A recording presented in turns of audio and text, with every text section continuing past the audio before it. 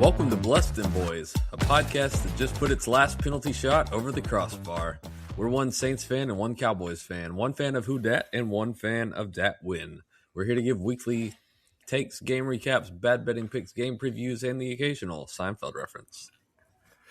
All right, this week our episode is brought to you. Our two teams are Chiefs and Saints. So our patron Chief/Saint is none other than Hall of Fame kicker Morten Andersen, nicknamed the Great Dane, widely regarded as one of the greatest kickers in NFL history. Born August 19th, 1960 in Copenhagen, Denmark. Fortunately, I believe Denmark has been eliminated from World Cup contention at this point.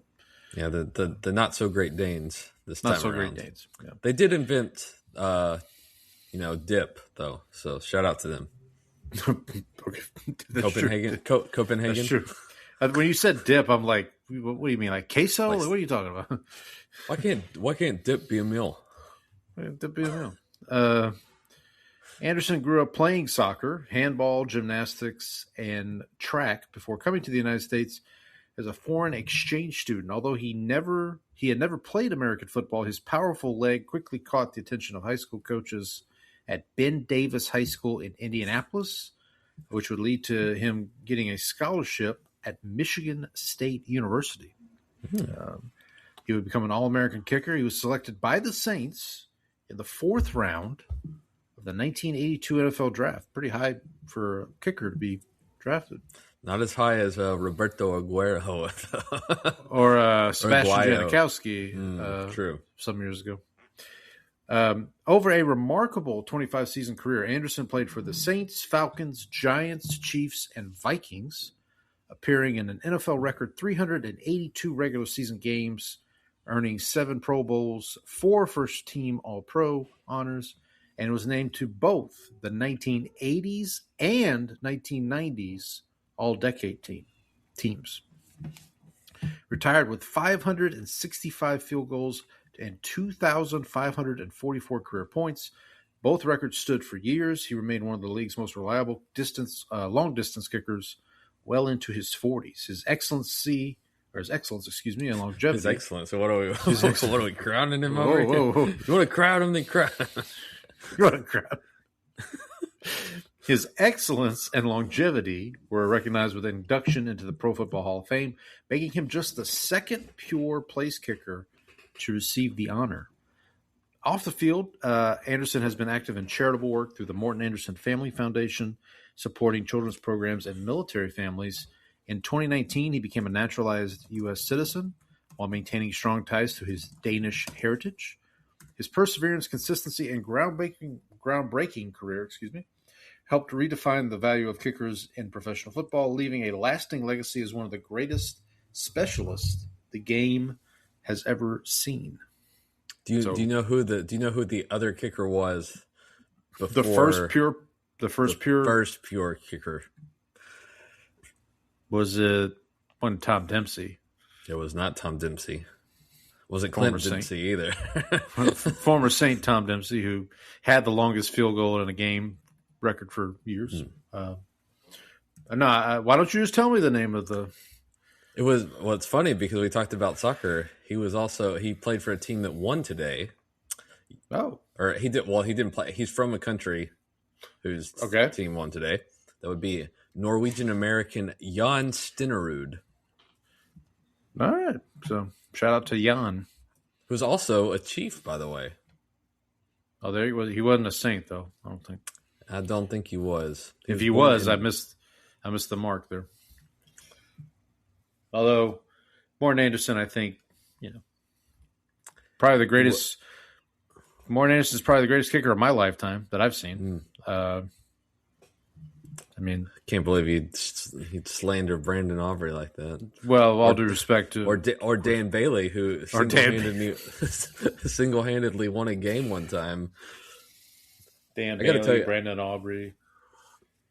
Any other Cowboy kickers I slandered? I got to tell you about the time that Dan Bailey single-handedly won me a fantasy football game where I went in by up like a couple of points, and whoever I was playing had like Santana Moss or something, and he had like 20 points, but Dan Bailey kicked 7 field goals, and so I won.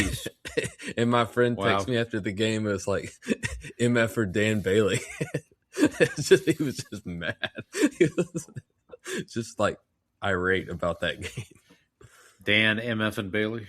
Yeah, so Jan Stenerud played for the Chiefs, Packers, and Vikings. All right.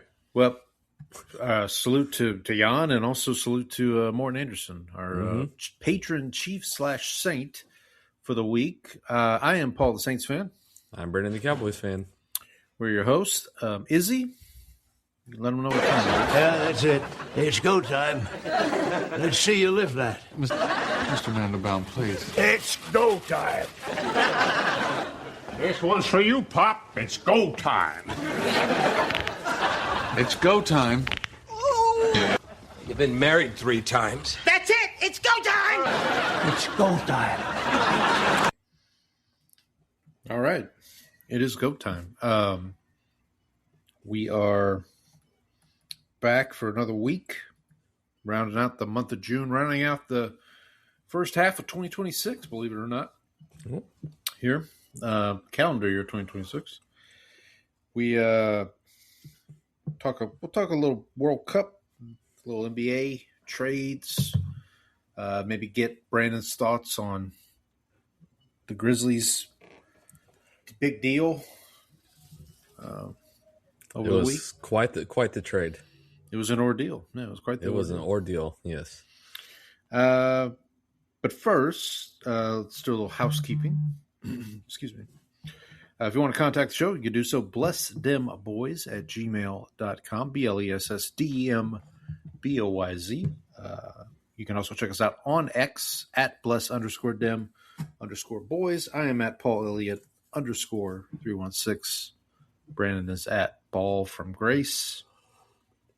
And now, everybody's favorite segment. Pulling up Blue Sky. We did get a new Twitter follower. I also got a new Twitter follower. Her name is Victoria. Was it the same? Victoria with a heart. Oh, that's nice. Sounds like a classy dame. Doesn't have a picture. Is classy dame still a acceptable phrase these days? Probably not. I'm sure you've probably canceled now. Yeah, no, that's a shame. That's a shame. If only anyone ever listened to this, we'd be in big trouble, pal. Yeah. We'd be. So nothing new to report off of Blue Sky. So that also is a shame. If you are checking us out here on YouTube Live, thanks. I don't know how you found us, but thank you for being here. Please. We got a new YouTube subscriber who I think followed us from our Bosnia clip. So there you go. The name did sound the big game tomorrow, 7:00. Yeah, that's right. Take me to America. So yeah, U.S. and Bosnia tomorrow night. Big game. They're actually talking about it right now on the pregame for Mexico and is Ecuador. Ecuador. So check that out. If you're not checking us out on YouTube Live, you can check us out on YouTube. We do post the episodes there. We also have them on Spotify and Apple. Leave a rating and review. Tell your friends, tell your enemies, tell the bots. Again, if you leave us a review, we'll read it. We will read it. Good, bad, or otherwise. Even from the Bears fans. We're really tempting fate with the Bears thing. Yeah. We're going to have the spirit of Ditka is going to come and get us. I did get got. I saw someone say that Refrigerator Perry had died, so I got got on social media this week. Yeah, I saw that too. I sent it to our celebrity death trio group, which so for those of you who don't know, my family and I keep track of celebrity deaths and we group them into threes, and so because they always come. It's always in 3, so we'll say this is 30-1, 30-2, 30-3. So gotcha. Very morbid. Yeah, I was saying it's very nice, pretty family bonding activity. It was a lot. It's been a little while. I think it's been a little quiet recently. Well, I mean, Hulk Hogan. That was about a year ago when Hulk Hogan died, and it was like him and who was it? Him. There were two others right around the same time. I can't remember. This was before the chat, so I couldn't go back and catalog. Oh. I couldn't pull the catalog for you. We just started this year. I do remember there was somebody who died the same day as Hulk Hogan who was like of note, but it's like nobody really caught it because like Hulk Hogan died that day, so it's like I know Chuck Norris was a big one fairly recently too. That was this year for sure. Yeah, I think that one was in the group. I think that one was in the chat. Yeah, because I watched. Was it Delta Force? I think. Hope it wasn't Walker Texas Ranger, buddy. Oh, my favorite. I know I told this story before. My favorite Conan O'Brien bit on his late night show was the Walker Texas Ranger lever. Clip. Yeah. And then, the clip of Haley Joel Osment, cancer. Which is, no, I have AIDS. AIDS, that's it. It was, Walker told me I have AIDS. It's like, whoa. You should have led with that, buddy. Burying the lead a little bit. Yeah, beep, beep, beep. Tractor story. Tractor story. Beep, beep, beep. Oh, speaking of Conan O'Brien, they're advertisement for Toy Story 5 on my television right now. My kids went to see that this weekend, actually. Did they enjoy it? Yeah, I think so. Okay. Maybe we can talk more about that as we get into our next segment here, where we here at Bless Them Boys do like to discuss other things. But enough about fish. I can discuss other things, you know. Yeah, so your wife and kids were out of town for a little bit. Yep. So I was able to catch up on some films. I wasn't able to do the double feature you recommended because one of the movies was like Memories of Murder was one of them. Yes. And so that one was like Zodiac. Yeah. So you had to pay to rent the Memories of Murder, and so I actually wanted to watch that one. But I was like, I'm not paying for this. So screw this. Screw you, Bong Joon-ho. Yeah, so I did, but I didn't make much progress on the top 100 list. But I did watch Tu Mama Tambien, which was one of the top rated films on the list. And so I will tell you, I give it a thumbs down. Oh wow! Okay, so. It was, I don't know. It didn't really like spark anything emotionally for me. The kind of ending was like a little bit, you could kind of see that coming to. And so it just wasn't for me. So more of a Gene pick. I will personally. I will, when I get around to watching it, I will report. It was definitely no City of God, that's for sure. Okay. I watched The Substance, which as you told me, was body horror. Early in the movie, emphasis on body because there was a lot of that in the movie. And Demi Moore, man, no, looking pretty good for in her 60s. I'll tell you what. What? Who was the other Margaret Qualley? Oh, yeah. She has a lot of qualities prized by the stereotypical male, you might say. She does indeed. That was good. It gets off. It's pretty tame until like until the very end, and then it pretty much goes off the rails. Obviously, the storyline is Demi Moore, who's this aging actress, discovers this substance that she can take to make her a younger version of herself, but they have to change places every 7 days. But then there becomes a fight over, and the younger version continues to use up the older version. Eventually, she can't regenerate, and so she goes kind of off the deep end with things, and things devolve from there. We'll say things escalate. Yeah, pretty quickly. As Ron Burgundy would say, "Boy, that escalated." I remember enjoying it. Also, Randy Dennis Quaid, who plays the manager or like the TV kind of the kind of TV exec, the smarmy who's really really good kind of sleazebag character in that movie. Demi Moore was. She got her flowers for it. She did not win. She didn't win the Oscar for it. No, she didn't. Nominated, did not win. Yeah. I actually watched a Demi Moore film this week, G.I. Jane, which I had never seen. That one did not do particularly. I remember it was a big deal when they came out. I didn't see it at the time it came out because she had just done Striptease, I believe. And then she did G.I. Jane right after that. And there was oh, she shaved her head for this movie, and it was a Ridley Scott movie, and it's very well done. It's I just remember it won a bunch of Razzie Awards. Yeah, probably. I mean, not the last Ridley Scott movie that would be, unfortunately for Sir Ridley. It was ridiculed. Yeah, ridiculed for sure. A far cry from the heights of Alien and Blade Runner, yes, and Thelma and Louise and those kind of movies. So. Then I did do 2 rewatches. I rewatched The Big Lebowski, which I kind of put on while I was at work working from home on Friday. Ironically, Jeff Bridges in the news, he had some comments over the weekend that people found very undude-like. Was what I forgot. I don't remember exactly what he was.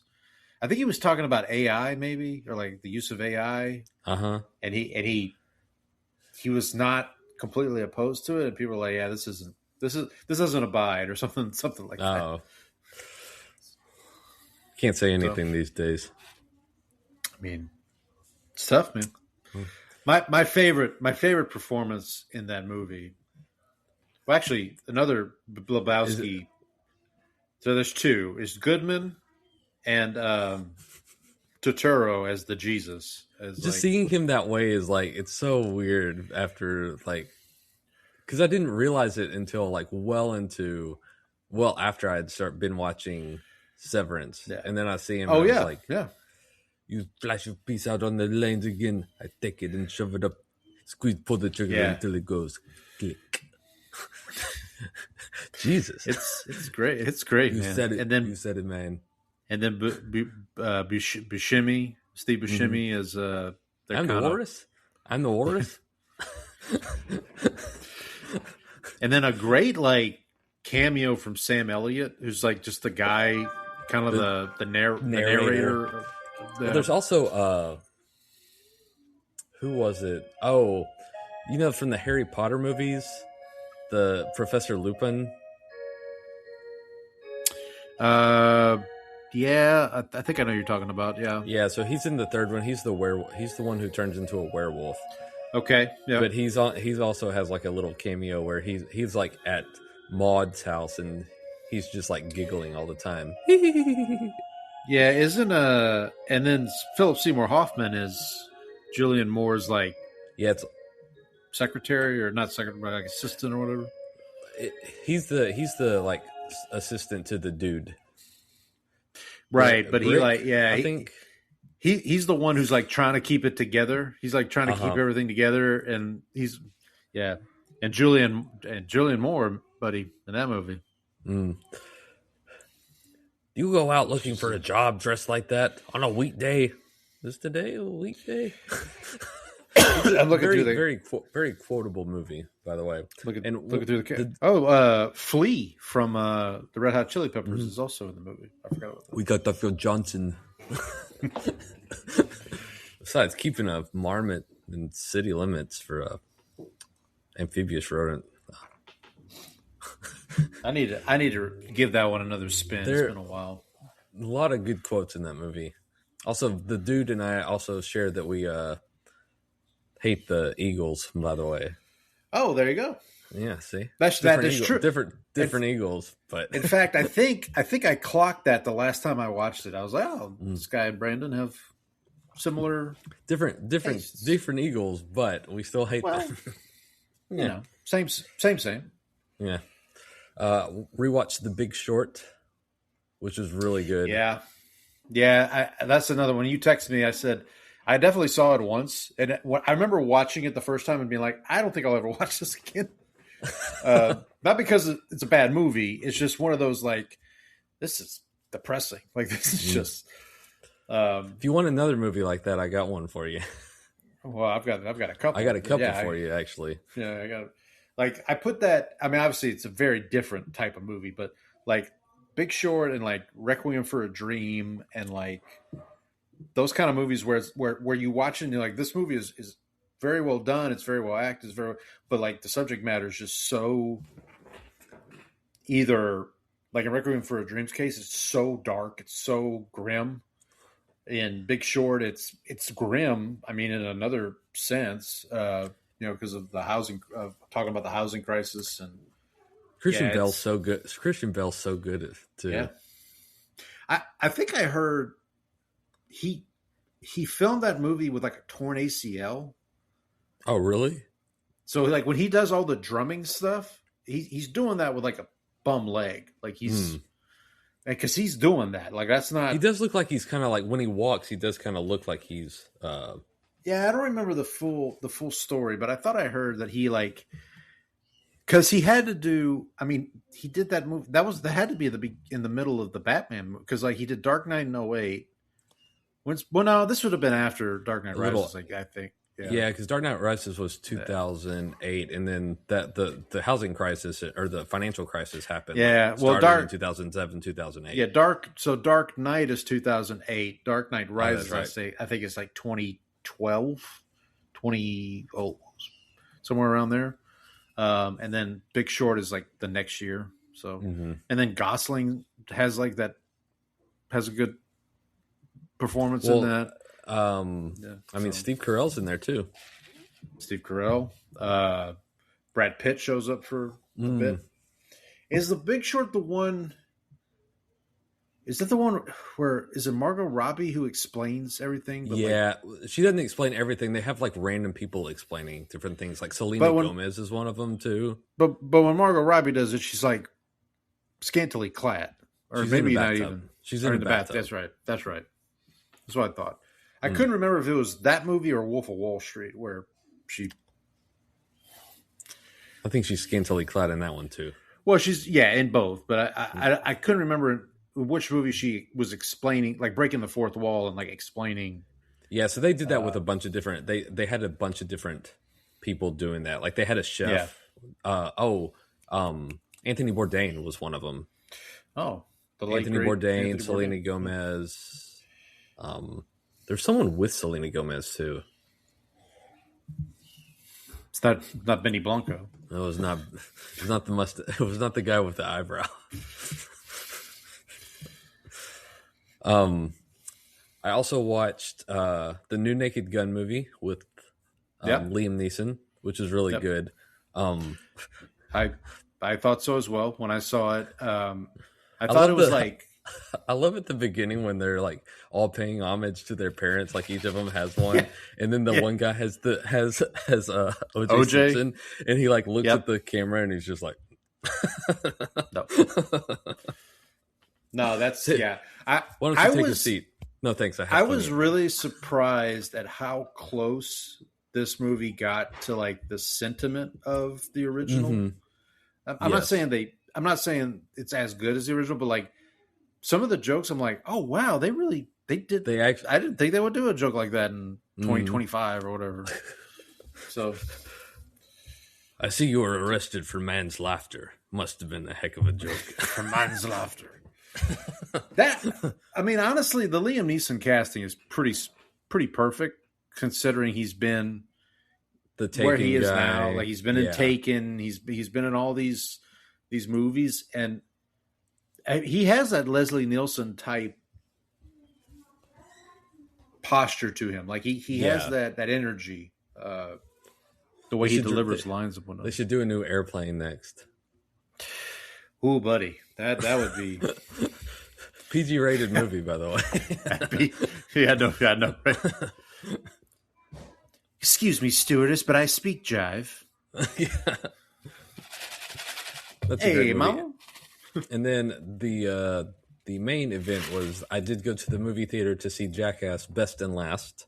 It was nice because they did some new stunts, but also they had like unaired footage from like the show that MTV wouldn't let them use. Wow. So they had like the original first thing they did, which was the like birth of Jackass, which was Johnny Knoxville getting a bulletproof vest and like taking it and shooting himself like just from point blank range. And they like filmed it and then like had to drive away because like if someone heard the gunshot, they had to like just get away. Yeah. They did one where he had a like a Rikers Island jumpsuit and handcuffs on, and he went into a hardware store and was like, "Hey, where are your hacksaws?" And was like trying to saw, and so the cops got called out, and so the cops like showed up and they're like, well, what are you doing? Then what are you doing out here? And he's like, I didn't escape from jail. I just had the. She's like, well, what are you doing? He's like, we're filming, and she's like, okay, turn the camera off. So, okay, I'm gonna confessional time here. Okay, I've never seen any of the movies. I know of the show. I mean, I was a teenager when the show started, and like we would have MTV on like when I was in college, and you would hear the bow now like you know. Like, So I am aware of everything, but like so the whole premise is that they don't call people ahead of time and say, hey, we're going to do this gag or whatever. They show up. They show up, do it. And a lot of times, like, and people just like I think one time they were like jousting inside like a store or something, and like the guy was like, "What is going on here?" Yeah. So like that's pretty much like the whole premise. And so like, and then they also do stuff that is like, you could die from this basically. Like, let's like get in a shopping cart and run it into like off of the like run it over stuff and like So it's Yeah, they were talking about it. I was listening to something today, and they were talking about the stunts and like what Knoxville it might have been. Oh, it was Conan O'Brien. Actually, I was listening to his podcast, and he was interviewing Eric Andre, who's got a new movie coming out, and they were talking about the Jack and Conan said something like, he's like those guys are crazy. Like Knoxville, and he was talking about like some of the injuries Knoxville's had. Like he actually broke his. His male organ and had to have like a catheter up there and like had they said his eye popped out of his socket at one point. I don't remember that one. I've seen enough to know what I need to see, but like well, there was one where they got Butterbean to go and like him and Butterbean would just like show up in a store and start boxing. And so he told Butterbean, he's like, I don't want you to go like 50%. And Butterbean was like, okay, if that's what you want. And so like he clocked him, and Johnny Knoxville like got up and he's like, is Butterbean okay? And so it was like staggering a little bit. Let me I just gotta take a quick break. Okay. If you want to keep you keep going though. All right, I'm gonna read some baseball scores off. I'm not sure if you want to listen for this part, Paul. All right, let's see. So in final scores tonight, the Rangers have taken out the Cleveland Guardians 4-2. That is the Rangers, I believe, 6th win in a row. They're now in first place. Games going on right now. We've got the White Sox up 9-3 in Baltimore. The Mets leading the Blue Jays in Toronto. The Tigers on the road leading the Yankees 9-2. Washington and Boston tied 1-1 after what appears to be a benches clearing brawl. The St. Louis Cardinals lead 5-1 in the top of the 7th over the Atlanta Braves. Bottom of the 5th, and the visiting Reds trail the Milwaukee Brewers 1-6. Tampa Bay in Kansas City leads 6-3 in the top of the 5th. Trailing San Diego Padres currently trailing the Chicago Cubs in Chicago in the bottom of the 3rd. Through 3 innings, the Minnesota Twins are up 3-0 over the Houston Astros in Houston. The Miami Marlins currently lead the Colorado Rockies of our friend Danny 2-1, top of the 2nd in Colorado. Donnie. Did I say Danny? Yeah, not Danny. I mean, listen, if there's somebody named Danny's out there who wants to be friends with us. I'm sure there is a Danny. So I don't know if you've seen this, but the Rangers have taken over first place in the terrible division. The Rangers Did you give the Tigers Yankees score? I have Tigers Yankees. Yeah, it's 9-2. Yeah. Yankees get so the Rangers are 2 games over 500 and lead. I heard today that like there's only 3 teams in the American League that are over 500. Is that right? Well, let's see. So the Mariners are at 500 right now. The White Sox and the Guardians both are. Okay, so more than 3. Okay. And somebody made it sound like 2 in the AL. Somebody made it sound like the entire American League was garbage, which not just the AL West. I don't know that they're that far off, to be honest here. There's like the Yankees and the Rays are both good, and then everybody else is like at or just barely above 500. Yeah, then the Yankees just get swept by the Red Sox too, or something like that. Something like that. Yeah, they lost 5 in a row. So the Mexico-Ecuador game, it looks like, is in a rain delay or some kind of weather delay. Mexico, the equator. The equator. We'll get over some World Cup. Anything else that you got up to this week you wanted to mention? I did keep up with the World Cup, so I've been watched some of the game. I watched the Germany game. I missed the Canada one. I watched Germany, Japan. Brazil, Japan. Right? Japan, yeah. Brazil, Japan, and then Germany, Paraguay. So now what we can definitively say for 100% certainty is that the U.S., who beat Paraguay 4-1, is better than Germany, who lost to Paraguay. Was it penalties? Mm-hmm. Okay. So we are now the better footballing country, and I will also say no debate there. Tough for Germany and Japan to lose on the same day. It's like it's 1945 all over you. Yep. And with Italy, who had already lost, who had already capitulated. so we got that going for us. So a World War II humor for you folks. There you go. Do you ever see that one clip of the Hitler movie? I don't know what it's called. But the Hitler movie where he's in the bunker and like yelling at people, and like people will like subtitle just like random, because it's in German and people can just write their own. I think I know what you're talking about.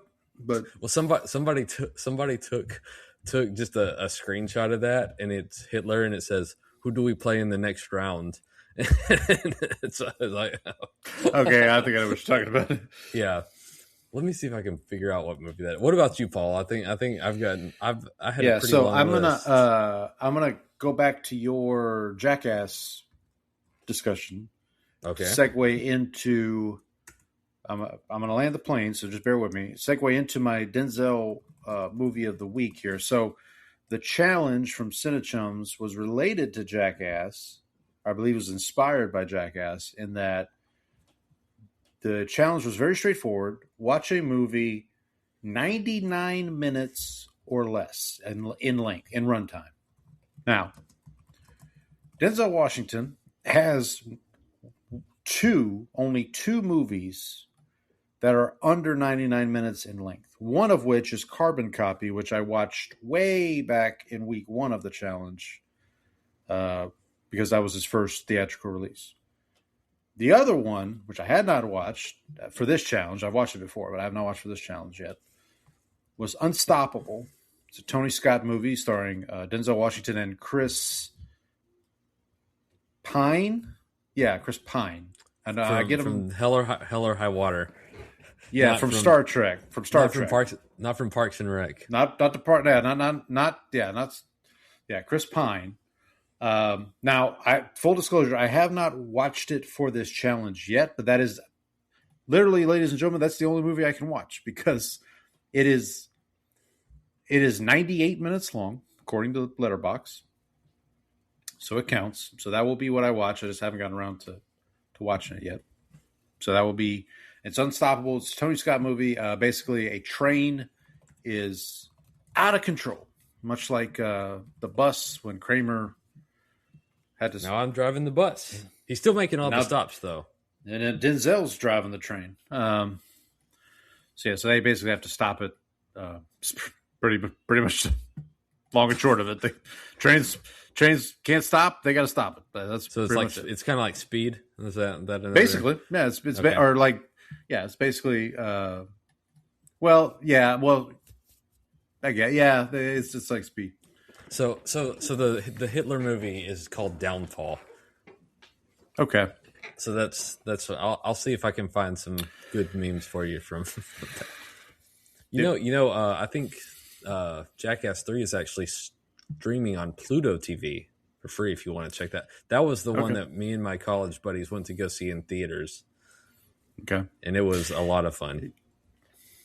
Yeah. And I just was never, I don't know, maybe in my older age I'll find it funny now, but like I was just never a fan of like, I'm just going to do this stupid stuff just to do it. You know what I mean? Like I get a kick out of it. It's funny. I laughed a lot during the movie. They did have there was a lot of flashback stuff too. So they did like a lot of like, here was the original, here's when we did this, and they did just stupid stuff. Johnny Knoxville also 2 years ago, I think, wrestled at WrestleMania. He was in a WrestleMania match against Sami Zayn, who just recently, this past weekend, won the world title. So, fun fact. That's probably professional wrestling pretty tame compared to what Johnny Knoxville. I want to say who's the short person? Who's the little person? Wee Man. Wee Man. Yeah. Yeah. He got involved, I believe, in the. I did see one the other day where it was like they painted Wee Man to match the background of a wall. And like he's like standing at the bottom of stairs, but he's like painted to match the wall. So people are coming down the stairs, and he like jumps out and tries to. They did one this time where he was. So it was him. So it was the whole. They got just like a bunch of little people, and so like, Wee Man's in a bar, and then like with this one girl, and then like another guy comes in and is like, "Hey, that's my girl." And so like Wee Man's like, "Hey man, get away!" And then they just start like fighting, and then like they have like little people cops come in and little people paramedics come in, like so like the whole thing, and everyone in the bar obviously has no idea what's going on, so they're just like looking and they're like, "Oh my gosh, what's going on right now?" So it's like just that's crazy. Yep. So. And then I did want to mention two other things. So first, I will mention I did watch one of the breakout hit movies of the year, Obsession, which I think is like now available to stream, isn't it? That is how I watched it. Yes, I rented it for streaming, and I got to say, it lived up to the hype. It is very good. If you like. I think you would like this movie, Brandon. I think I would. And let me. This is going to sound odd, but just bear with me for a second. This is the kind of horror movie. If you're a fan of Seinfeld, you might like this kind of movie because the premise is kind of Seinfeldian. It's like imagine if George actually got what he wanted and it backfired on him. Right. Like with his social, but like it goes to experiment. but like it goes to, at times terrifying levels. Like that's the one thing. So the guy who directed this movie is a guy named Curry Barker, excuse me. And he hosted a YouTube channel for years. It was like a comedy YouTube channel, kind of almost similar to like what Jackass was, but it was on YouTube. And much like Jordan Peele, who transitioned from sketch comedy to horror movies, also Zach Kreger, who did Barbarian and Weapons, same thing. He had a comedy troupe that he was part of, and then transitioned to. So that's same thing here, and it's just there was a moment actually in this movie, in Obsession, where I laughed out loud just because of the sheer absurdity of it, just the sheer and you'll know it if you watch it. So for those that don't know, basically the premise is this guy is like in love with this girl, but can't. He's in the friend zone. Yeah. He's in the friend zone. He happens upon this One Wish Willow bar. I thought it was a candy bar, but I don't think it's a candy bar. It's just it's like a stick. It's like a stick. Just a stick. It's almost like Aunt Gladys's thing from Weapons, like the thing that she breaks to. I never saw it. Still haven't seen it. Okay. Anyway, so spoiler alert, Paul. He uses this One Wish Willow to basically wish that this girl was in love with him, and it devolves from there. Is what it works. So, but it works. It's like a monkey's paw, right? It's like a monkey's paw. Yes, exactly. It's exactly. In fact, Curry Barker said one of his inspirations was the monkey paw episode of The Simpsons. It's like he was watching that episode and kind of had this inspiration for like, what if you took this to, other levels. So, highly recommend it. I would still say Project Hail Mary is still my favorite movie of the year, but this is up there. This is top 5 for sure, at least. Obviously, I haven't seen The Odyssey yet, but we'll see what. Before I forget, I will say, there was one preview in the movie that I was very excited about and text my wife about. Okay. It is a movie based on a video game. Okay. Ooh, I think I know what you're talking about. Which one? Zach Kreger, right? I don't know. Well, okay. You tell me the movie, and Well, what was your guess? My guess was going to be Resident Evil. No, that's not it. Because that's Zach Kreger. He's making the Resident Evil movie. Street Fighter. Oh yeah, I forgot that's coming out. Yeah. Yeah, so that looked good. I like those movies back in the day, because they had the Mortal Kombat movies. With one of the stars, Street Fighter.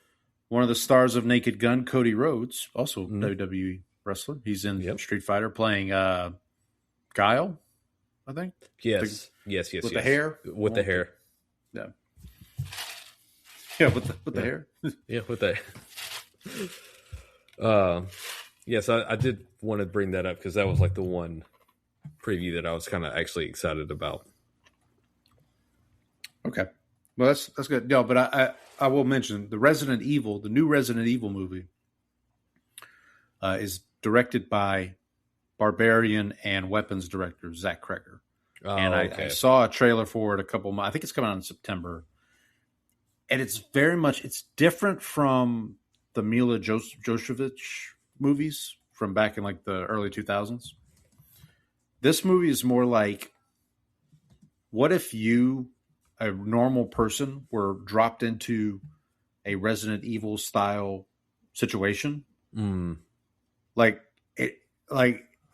you were trying to figure it out, like you would try to figure out the game. And like there's one point in the trailer where the guy like goes to shoot something and he just straight up misses because he's never shot a gun before. Right. It's like, so it this has it has Zach Cherry in it. Yeah, from Severance. Yeah, I forgot about that. No. So that's why when you said video game, that's where I thought my head went to. Sorry, we're on the wrong wavelength here. Okay. I did also want to mention this past Sunday, So as we're recording this on the 30th of June, so June 28th, there was a celebration of the 100th birthday of Mel Brooks. He turned 100 years old. So Mel Brooks has been alive for the 150th, 200, and now he'll be for the 250th birthday. Well, let's not jinx him, Paul. We still got Fair enough. 4 more days. Fair enough. Knock on Someone wood was over here. saying like he's closer, like because he was closer to like the death of Thomas Jefferson than he is to like present. It was some weird like one of those things like only Look at that. yeah, steady as a rock. This Shoot is with my this. gun. Yeah, shoot with this. Thing. There's a lot of parts of that movie you can't say anymore. No, that's a movie that cannot. you couldn't be. That's you couldn't be. So you're not making a Blazing Saddles. No. I remember watching that for the first time in college, and that was like early 2000s. I'm like, they can't make this movie now. Why don't you sing one of those work songs?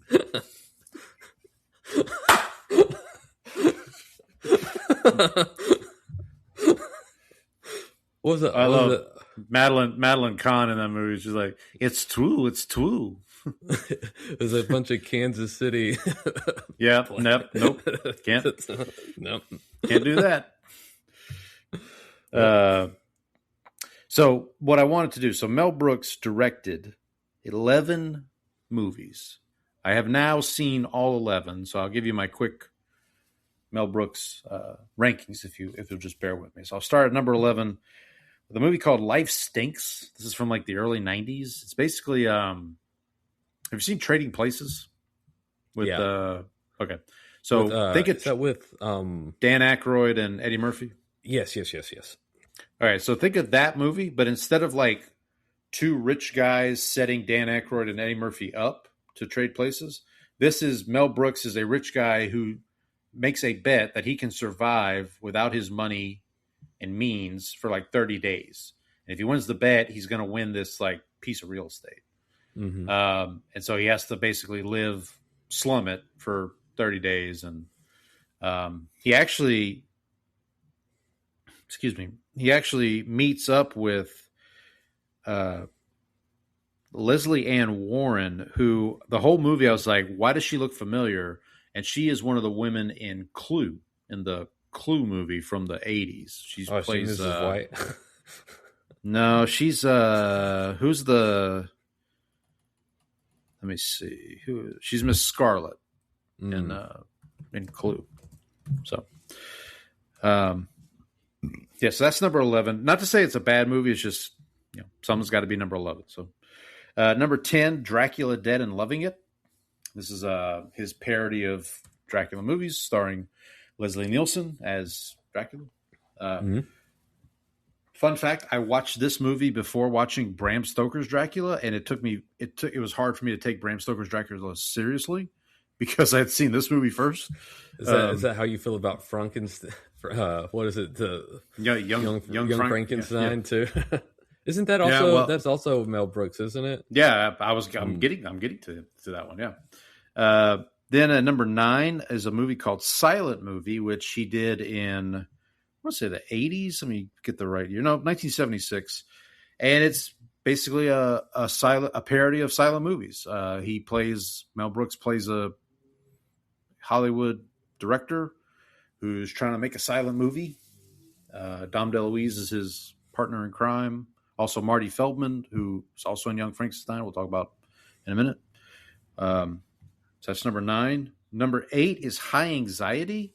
This is more of a Hitchcock parody. So if you've seen like Vertigo, Psycho, North by Northwest, like those Hitchcockian movies, this is a parody of those movies, where Brooks plays a psychiatrist who has vertigo, I believe, or he has something and Harvey Korman, who's also a big staple of his movies, plays like a rival psychiatrist who tries to set him up to be thrown away into the loony bin. Number 7, History of the World Part 1. This is one of my favorites for a long time.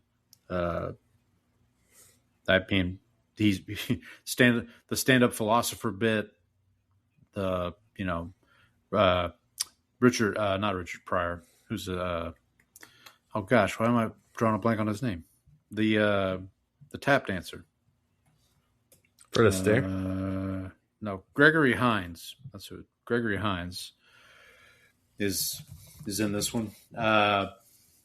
Yeah, just kind of an episodic journey through different parts of history. And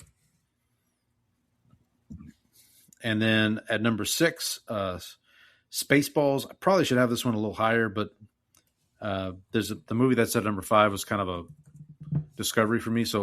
But Spaceballs. So this is another one. I saw Spaceballs before I saw Alien, and in Spaceballs, John Hurt, who's also an alien, he's the guy in Alien who's the alien comes out of his chest.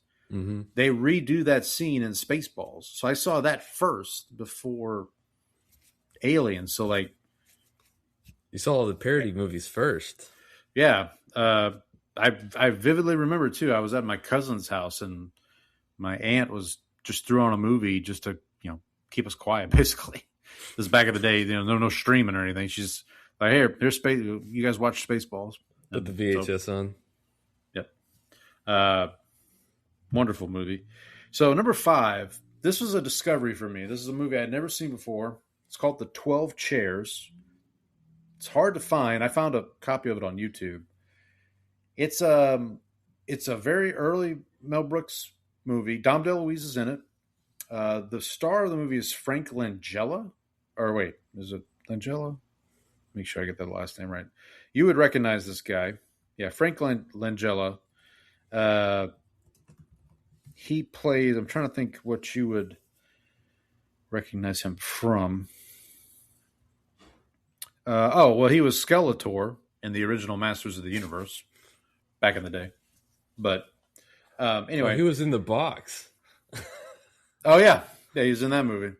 I forgot about that one. That was a terrible movie. So I'll give you just the letterbox synopsis of The 12 Chairs. In 1920s Soviet Russia, a fallen aristocrat, a priest, and a con artist search for a treasure of jewels hidden inside one of 12 dining chairs lost during the revolution. It's not as... it's funny. It has its moments, but it's not as like laugh a minute as like some of these other movies. But I watched it for the first time, and I gotta tell you, I was pleasantly surprised. Okay, so now the top 4. Number 4, Robin Hood Men in Tights. This might have been the first Mel Brooks movie I saw.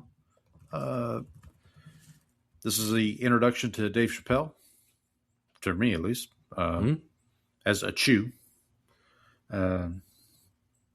Definitely saw. This is probably the first Robin Hood movie I saw, honestly. Well, except for the animated one. The animated Fox one? The animated one, yeah.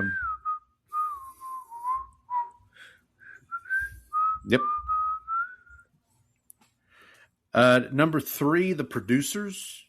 This is obviously the original movie that would then spawn a Broadway musical that would then spawn another movie with Will Ferrell, with Matthew Broderick, Will Ferrell. This is the Springtime for Hitler. Springtime for Hitler. This stars Gene Wilder and Zero Mostel as 2 would-be Broadway producers who basically theorized that you could make more money with a Broadway flop than you could with a hit. So they try to produce the what they think is the worst Broadway play of all time, Springtime for Hitler. Then it turns out to be a huge hit. I will recommend too, if you're interested, if you've never seen Curb Your Enthusiasm, season 3 of Curb Your Enthusiasm. I think it's season 3. Is it season 3? It's season 3 or 4. I can't remember. But there's a season-long arc in one of the seasons where Larry gets cast in The Producers on Broadway. And it turns out the whole thing is Mel Brooks is trying to get The Producers off of Broadway. So he purposely casts Larry David as, I think it's Zero Mostel's role. The role. So it's like a joke within a joke. Kinda. It's a joke within a joke. Yeah, it's very clever. meta. Very meta. And like he ends up co-starring, I think, with David Schwimmer from Friends, Friends fame. And this is like right after Friends has been over by this point for a while. So there's that. And then my top two. Number 2 for me, Blazing Saddles, we just mentioned. And then number 1, Young Frankenstein. So I mean, if some you can't go wrong right. with either one. Her name was Abby something. Abby Normal. Did you just tell me you got me an abnormal brain? Walk this way. By the way, so my dad, when we would were kids, he would always say, "Either walk this way." He's like, "No, this way." Like he would always use that joke. Yeah, and Marty, for people who don't know, Marty Feldman is Igor. The guy who plays Igor is yes, not Igor, and he's not Igor. Igor. By the way, for those who have not seen The Bride, the Christian Bale, Jessica Buckley movie from this year, where Christian Bale plays Frankenstein's monster and Jesse Buckley, who just won the Oscar for Hamnet, plays the Bride of Frankenstein. There is a direct homage to Young Frankenstein where they're dancing at this club at one point to putting on the Ritz. And it's like, wait a minute, this is really? Like we're doing Was this? that movie any good? I heard it wasn't very good. Sour. It's I mean, it's not great, but it's got. So basically, what they tried to do is take the story of the Bride of Frankenstein and turn it into like Bonnie and Clyde, where you have Bride of Frankenstein and Frankenstein's monster are like Bonnie and Clyde, and yeah, it didn't get very good Rotten Tomatoes score. I'll tell you that much. It's clunk. It's a little clunky, but there's some. It has its moments. A lot of people thought that might lose Jessie Buckley the Oscar, honestly, but people were worried about that because it doesn't make any sense, like because it's not supposed to be. Well, I mean, whole performance. I didn't realize. I didn't know this until recently, but apparently in 2006 or 7, when Dreamgirls was nominated and Eddie Murphy was nominated for Best Supporting Actor, and everybody thought he was going to win the Oscar for that because he's very good in Dreamgirls. If you've never seen Dreamgirls, but I thought he's going to get his Oscar. Right before the ceremony, this movie Norbert comes out, which is like a typical Eddie Murphy, like he plays all the characters, comedy professor farce kind of thing. Yeah, and people were saying that movie was so bad it lost Eddie Murphy the Oscar, and it's like, well, that doesn't make any sense. It doesn't. I'm not saying it does. It just that's what they say. So Mel Brooks, we salute you. Hold on for 4 more days. Happy 100 to him. Do you know that Thomas Jefferson like died like right on the 50th anniversary of the Declaration of Independence? Oh, I did not know that. Was it Thomas Jefferson? I think there were like 2 of them that.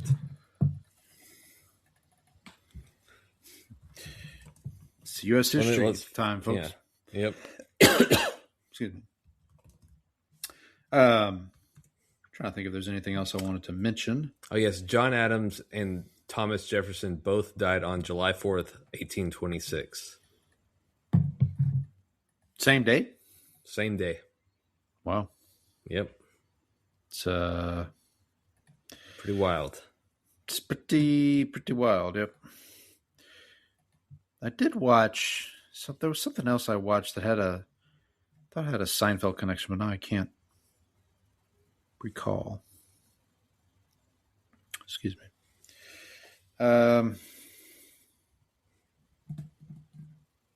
Was it? No. It'll come back to. Oh yeah, no, I know what it was. I watched a movie called "We Need to Talk About Kevin." Brandon, this is. I would put this in the Requiem for a Dream category. Watch it one time and then probably never watch it again. It is. It's about. So I'll give the synopsis, but the synopsis doesn't really do the movie justice. So after her son Kevin commits a horrific act, troubled mother Eva reflects on her complicated relationship with her disturbed son as he grew from a toddler into a teenager. So the mother in this movie is played by Tilda Swinton, who's fantastic, as always. The father is played by John C. Reilly. The kid, Kevin. Now, here's the weird part. Kevin is played by Ezra Miller. Do you know who Ezra Miller is? Nope.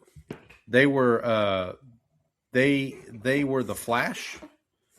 If you remember the DC Flash movies or the Flash movie that came out a couple years ago. Uh-huh. And Ezra Miller got in a little bit of trouble for various things. So it's kind of appropriate casting in retrospect. Was it because the movie was bad? But we need to talk about. So the reason I bring it up is I'll just bring it up for this is in the movie, Tilda Swinton has to find work, and she goes to work at this office, and the woman who's like her supervisor is played by Siobhan Hogan. Siobhan Fallon Hogan. She was Elaine's roommate who kicks her out because she kept. Remember when Elaine got kicked out of her apartment for using Canadian quarters or Canadian? They're not worth the same as regular quarters. What was that? Also, the same one who was dating Kramer with the the windshield coffee table. Yep. So she is in this movie because I'm watching the movie and I'm like, why? I'm like, wait a minute, I don't remember her name from Seinfeld, but like that's her.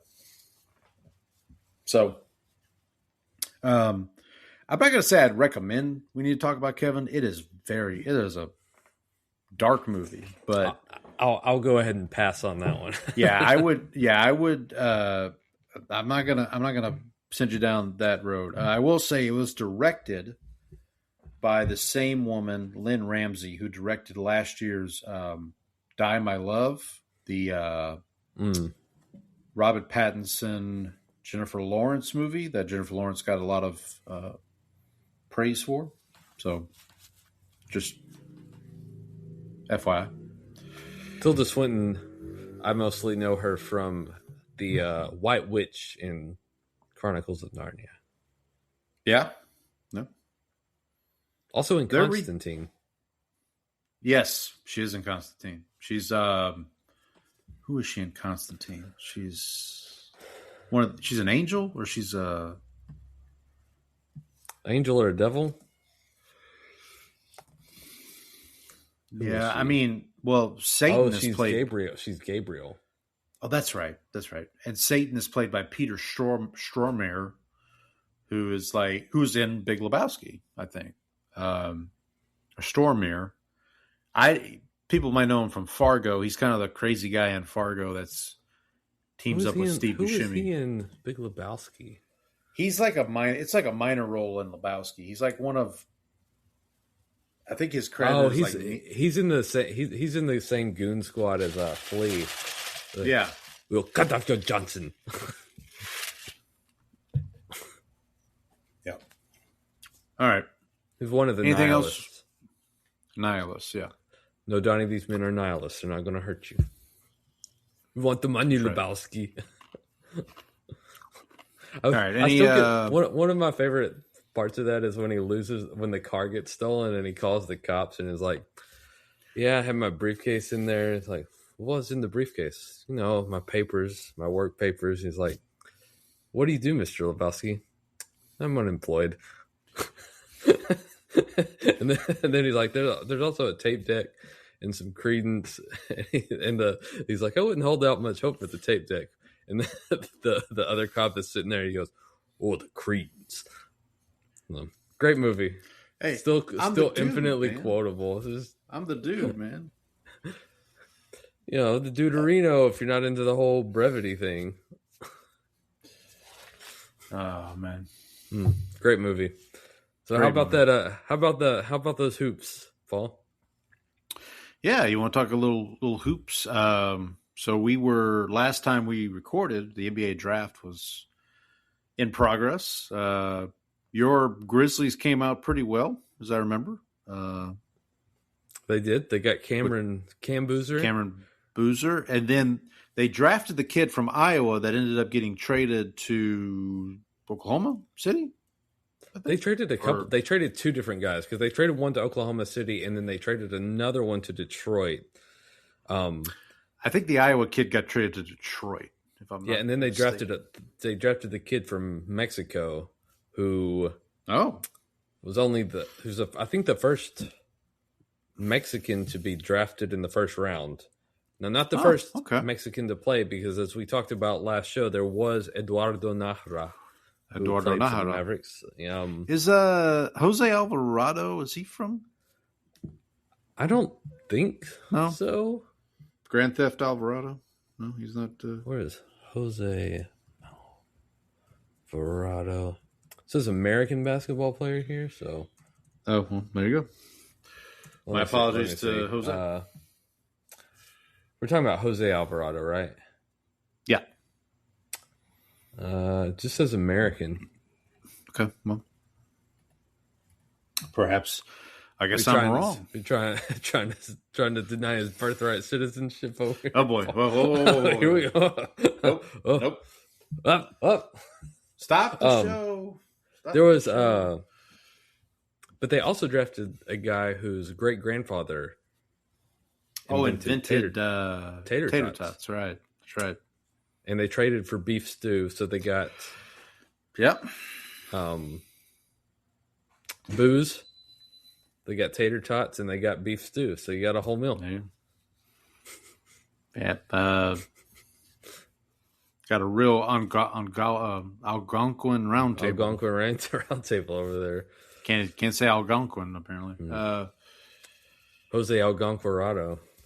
There you go. Yep. So as we speak here on June 30th, free agency for the NBA officially kicks off tomorrow, July 1st, I believe. Although we're kind of like with the NFL, you get reports of this guy's going to sign with this team, and I think the big story right now is what LeBron's going to do. What do you think? Do you think he ends up in Golden State? I don't. I mean, Golden State would be fun, I guess, because it would. Disgusting is what it'd be. I can't. Maybe he comes to the Mavericks. He wants to play with Cooper Flag and raise the white flag. Raise the white flag. Could go back to Cleveland. You go back to Cleveland. Could go back to Miami. They now have Giannis. They got Giannis. Boy, that would be some. There would be some no shooting on that team. Let me tell you. Yeah, I mean, Cleveland would be. I guess Cleveland would be fun. Him and Donovan Mitchell and. What about I feel like that's kind of it. Those are the teams I've heard. So he is definitely not going back to the Lakers, right? He said I'm not resigning here. So that is all right. And the Lakers posted a thank you LeBron kind of thing too. Okay, that's what I thought. Okay, I did see something else where Golden State potentially was going to try to get LeBron and Anthony Davis, maybe. But I heard the it seemed like the Wizards were not open to trading Anthony Davis, which, I mean, more power. What if LeBron just went to DC, played with the Wizards? Oh, there we go. I like this idea. I like this idea.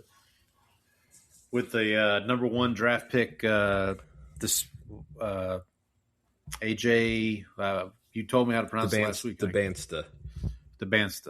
How do we think it's like Costanza, I guess. How do there you go.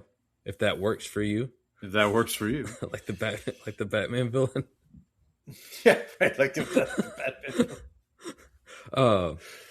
What about she's a Two-Face. How do you think Train feels about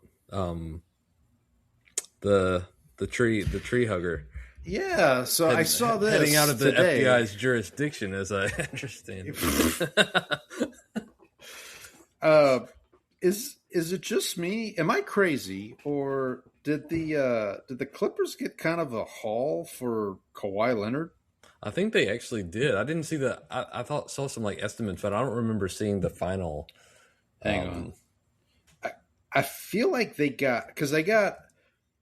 I know for sure they got Brandon Ingram coming back, which, yeah. So this says Brandon Ingram, Grady Dick, great name, and multiple first-round draft picks. I want to say I saw the first-round draft picks they're getting are all unprotected. Like so here's what this is what Google's AI says. So grain of salt.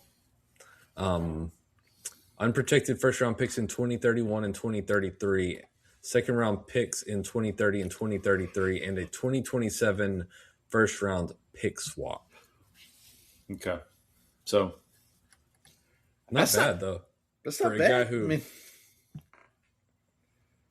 for trying to let's get the gang all back together, right?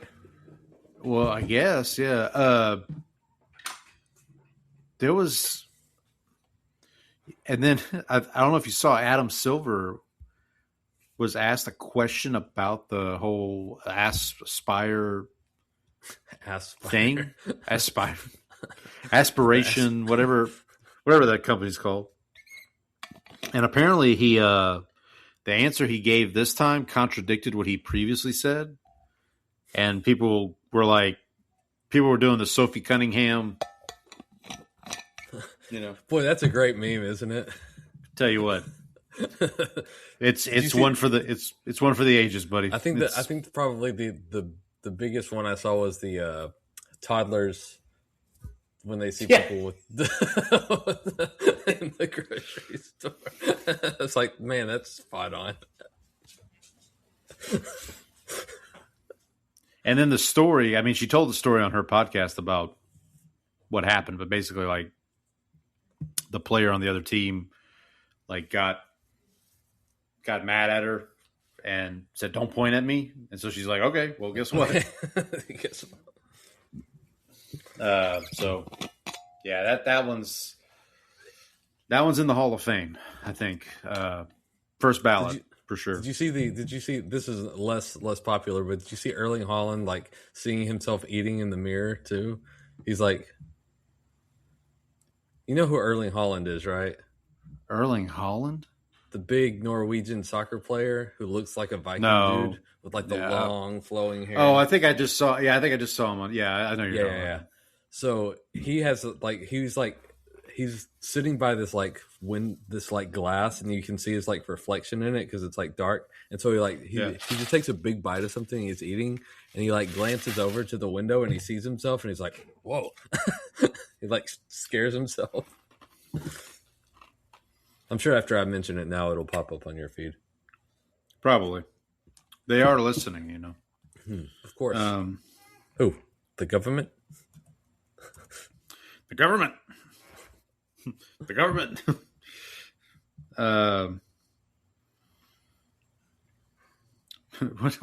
What does he say? Potato salad. Yeah. So, yeah. And then did the Grizzlies make a yeah, they made the big trade for John Morant to Portland. Didn't see that one coming.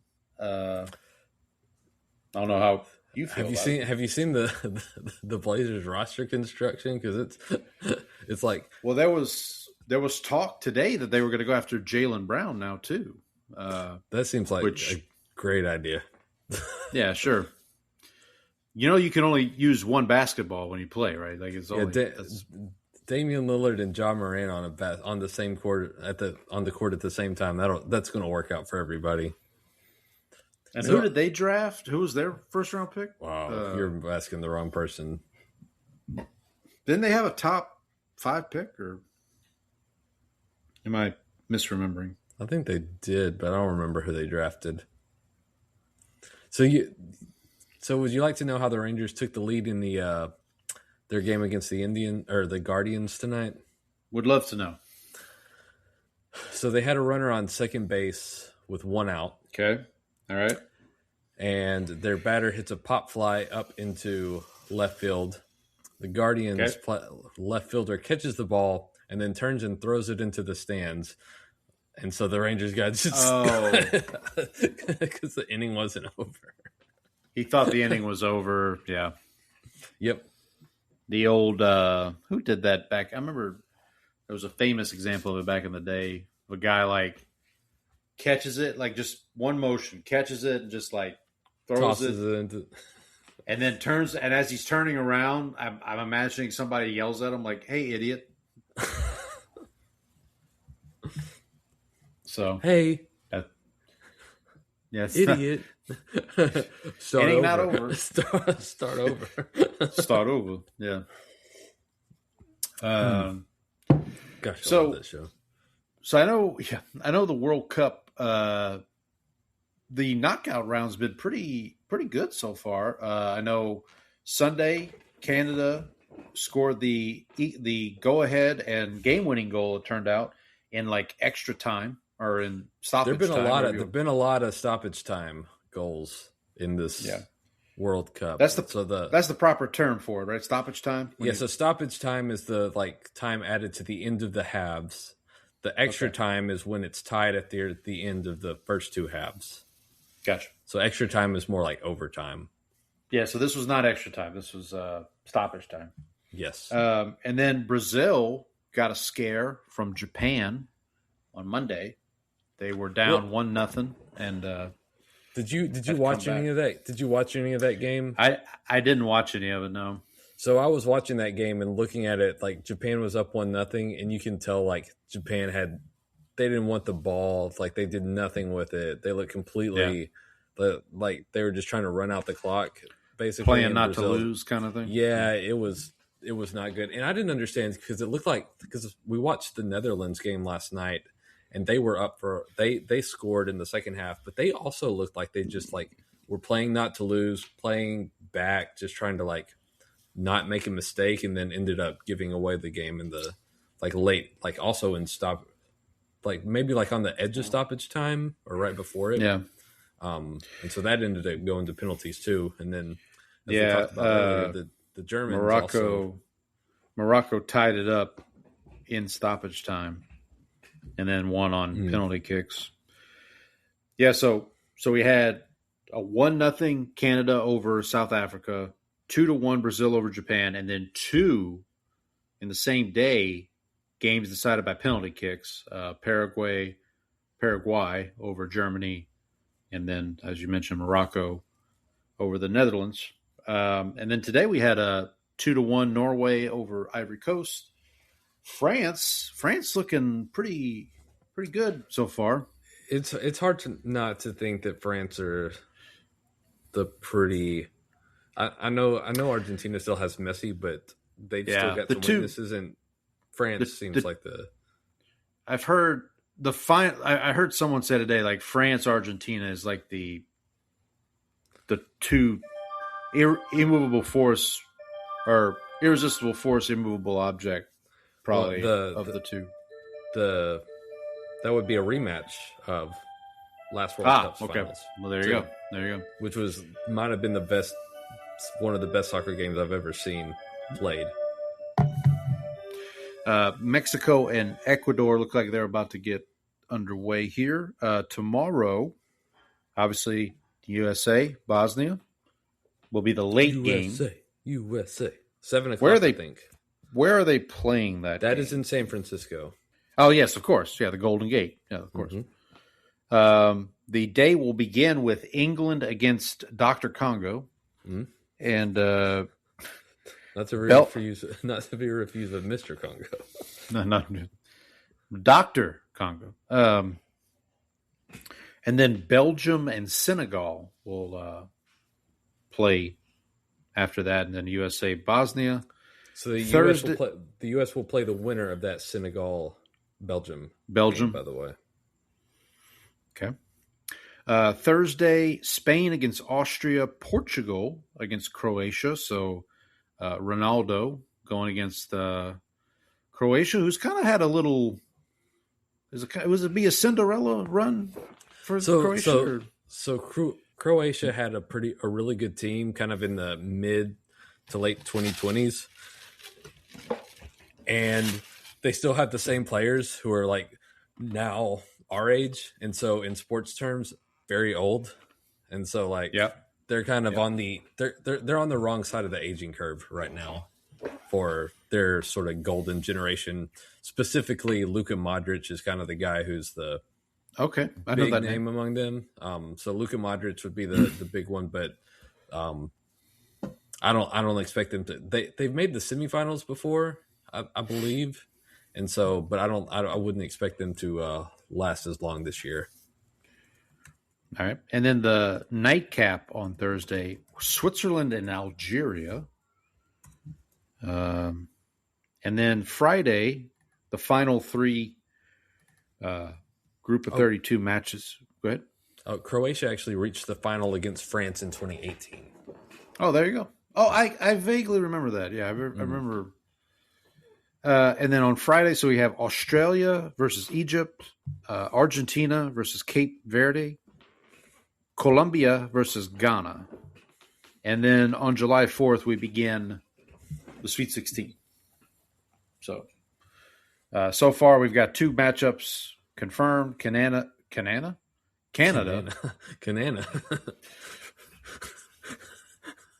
It's getting late, folks. Canada versus Morocco. Canada versus Morocco. Paraguay versus France. I assume the winners of those 2 games will face each other the next round. And then on Sunday, I'm sorry, we have 3 games confirmed. The first game on Sunday will be Brazil against Norway. That should be a good. That game should actually be fun, I think. Okay.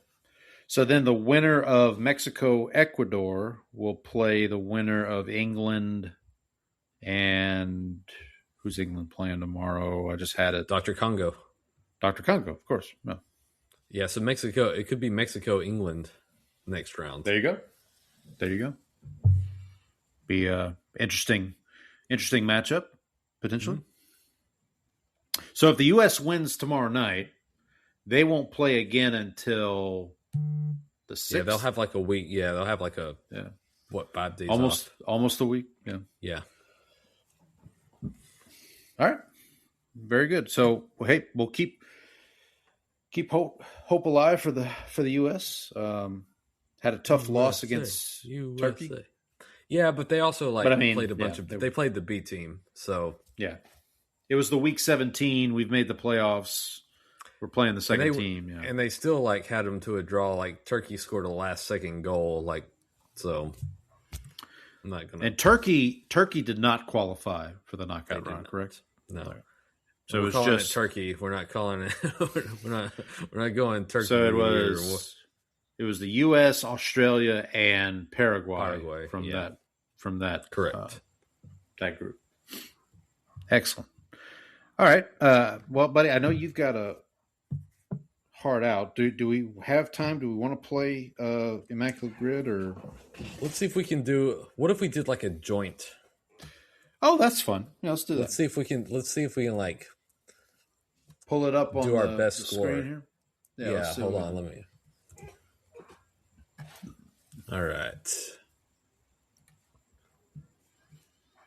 And you pick. If you want to do basketball or if you want to do. Let's do NFL today. NFL. No. I'll pull it up on my phone so I can keep track here. Sure. All right.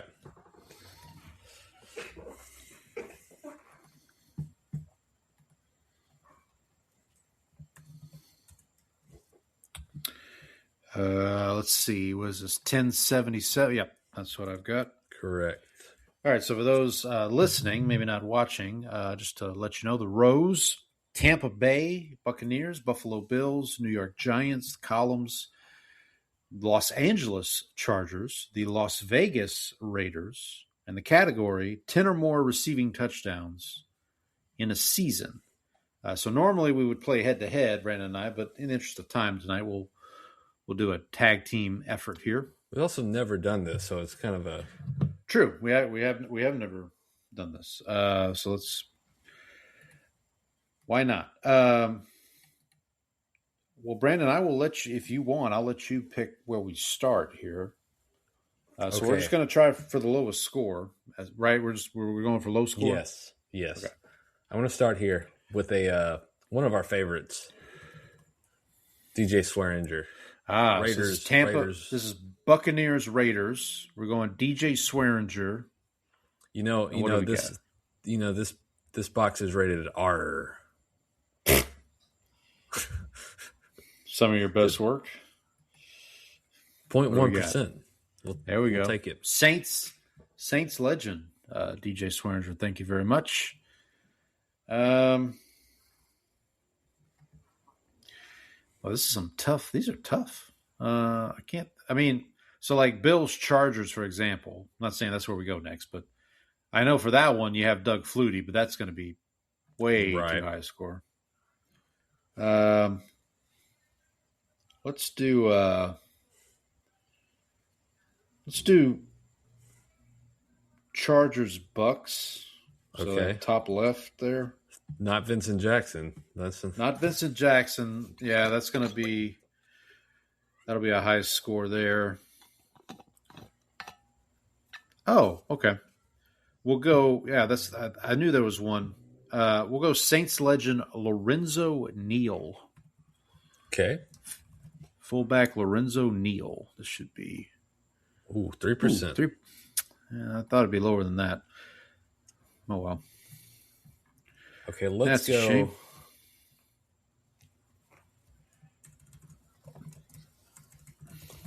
Let me see.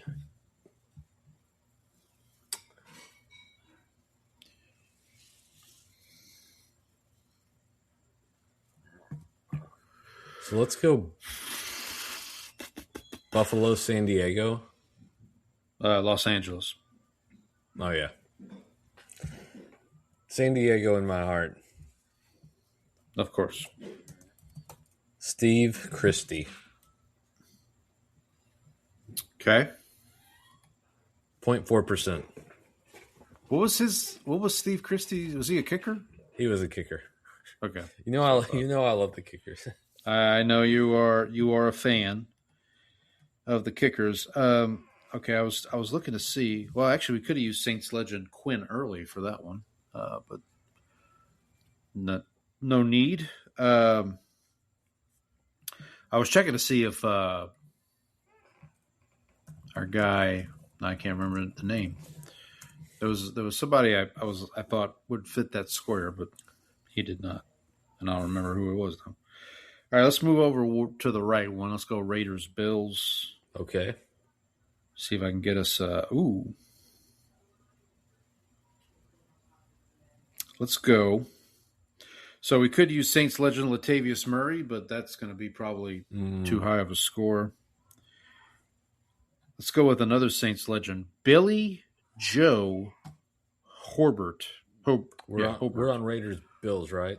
Raiders Bills, yes. Raiders Bills. Billy Joe Hobert. Hobert. Not Hobert. Not Hobert. Hobert. 0.2%. There we go. We're back, baby. We're back.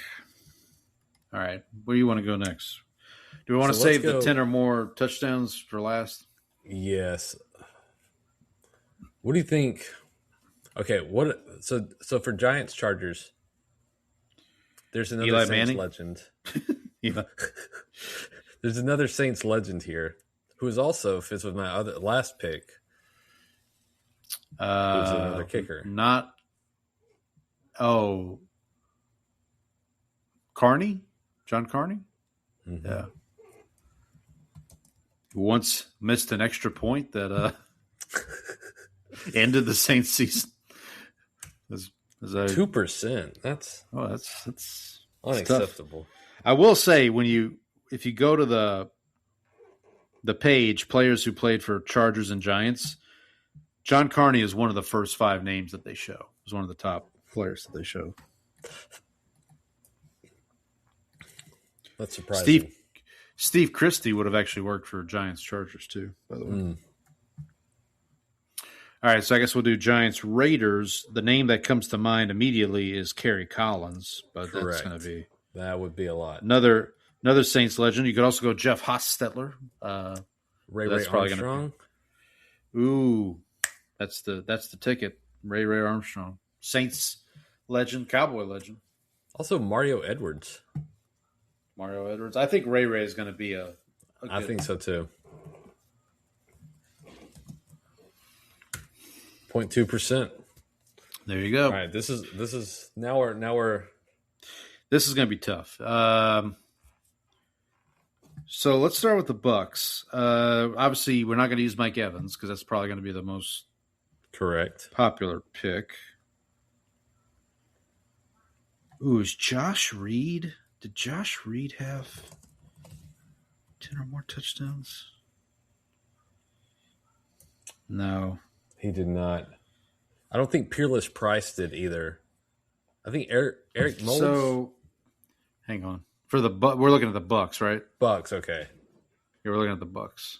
Josh Reed only played for the Bills. Oh, I'm sorry. Yeah, yeah. Then that's not going to work. I mean, we don't have many options, buddy. 10 or more, and I see. I mean, Joey Galloway. Want to go Joey Galloway? Did he? Yeah, he did. I mean, that's going to be better than our other options.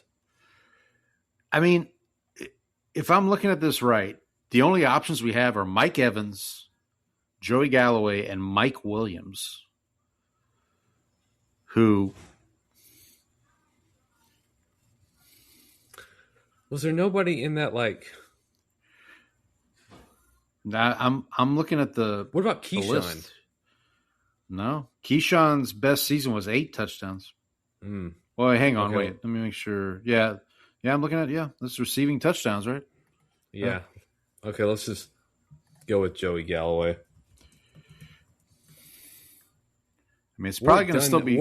Warwick Dunn never... I don't think he would... I don't Not think he had that receiving. many, Not receiving, no. What about a tight end? I'm telling you, buddy, the only... 6%, that's not too bad. No. The only 3 players with 10 or more touchdowns in a season for the Bucks, if there's a Bucks fan out there who can correct me, I'm looking at Pro Football Reference here, are Mike Evans, Joey Galloway, and Mike Williams. That's a pretty low. Well, 6% for that. Mike Williams would probably be Mike Williams would have probably been the best one, I guess, to use. But all right, let's go to okay. So for the Bills, let me check Josh Reed real quick. That's where, because he is a native Louisianian. Grew up not far from where I grew up. Larry Sinners did not have 10 receiving touchdowns. No, Larry Sinners is a great cheat code, though. He is. Okay, so Josh Reed unfortunately did not, but Eric Moulds that you brought up does count. Is there anybody else that's like... how about Stevie Johnson? Ooh. Remember Stevie Johnson? I do remember Stevie Johnson. I don't know if he had 10 touchdowns in a season. I'm looking at it right here, buddy. He had it. He did. Okay, let's go Stevie Johnson. In 2010, he had 1,000 yards receiving and 10 touchdowns. 5%. 5%? Okay, well. Okay, I got one for you for the Giants. A suggestion. What about Hakeem Nicks? I mean, he's got to be it, but would that be too high? Well, I mean, you still got other guys like, who are the other guys? Like Victor Cruz, Amani Toomer, Beckham. Beckham's going to be high. I don't know if Neighbors is. Let me check. I'm just going to check. I'm checking one other. Oh, okay. Hang on. No. Tiki Barber did not have 10 receiving touchdowns. No, I was going to say Brandon Stokely, but Brandon Stokely only played 1 year with the Giants and he had 0 touchdowns. He had 10 touchdowns.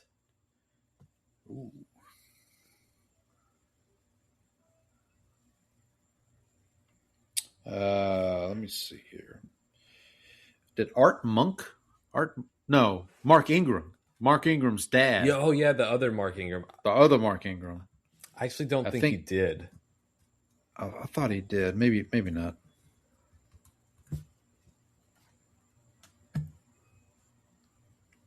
No, he didn't have 10 touchdowns in a season. Blast.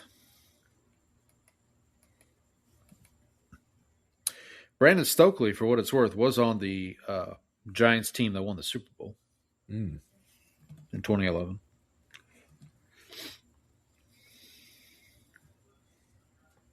Anybody else that we're missing? I'm looking. I'm sure there's somebody like down in the... Sure. Jeremy Shockey? No? Probably. Maybe not. I don't know if he would have gotten... Malik Neighbors. Seven was his highest. Malik Neighbors was going to be a high score no matter what, even if he did. Okay. What about Martellus Bennett? No. So Plaxico? Oh, I feel like he'd be a high score. Yeah, we'll probably shoot ourselves in the foot with that one. Victor Cruz. Hakeem Nicks actually might be your best option because I think it might be. It's Odell. So it's Odell, Plaxico, Hakeem Nicks, Victor Cruz, and then a bunch of players that I honestly have never heard of. We're gonna go with Hakeem Nicks, like Frank Liebel from 1945. 6%. Okay, not bad, not terrible. So let's see the highest score. Vincent Jackson, as we all knew. Yep. Warren Sapp, of course. Yeah. Mike Evans. Well, Mike Evans, 92%. Yeah, I mean, it makes sense. So I guess we actually would have been better off with the third guy. Oh, Mike Williams, yeah. Mike Williams. Stephon Diggs for the Bills. Marshawn Lynch, obviously. Joey Bosa. Makes sense. Oh, wow. Yeah.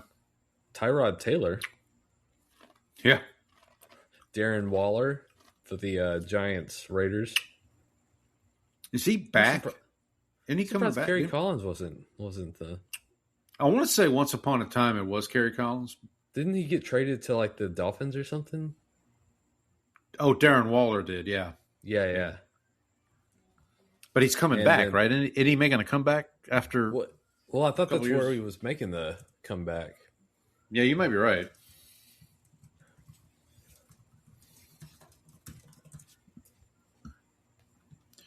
And then he's not... he came back with the Dolphins in 2025, struggled with injuries, limited to 9 games, and he's currently up in the air, free agent. Says he's unlikely to return to the Dolphins. And then Odell is the Giants. So scroll up for a second. Yeah, so 3 Bucks, 7 Bills, and 10 Giants, excuse me. Bob Chandler. Yep. Elbert Dubinian.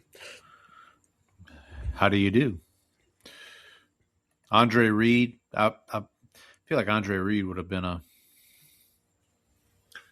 there's some old head who, like, playing this game, like, remembers Elbert Dubinian. Yes. Hey, we could have been the 10,001st game here. Oh, wow. How about that? There we go. There's a feather in our cap. All right. So we got one in. I know, yep. Brandon, you're going to go get some rest because you've been feeling under the weather. But we will be back next week. It'll be July. Happy 4th of July to all of our American friends. Hopefully we'll be celebrating multiple U.S. soccer wins. Yeah. And for the rest of you not in the U.S., happy Thursday? No, Friday? Saturday. Yes. Saturday, yeah. I was going to get there eventually. Had 7 guesses. One of those days. It's one of those days.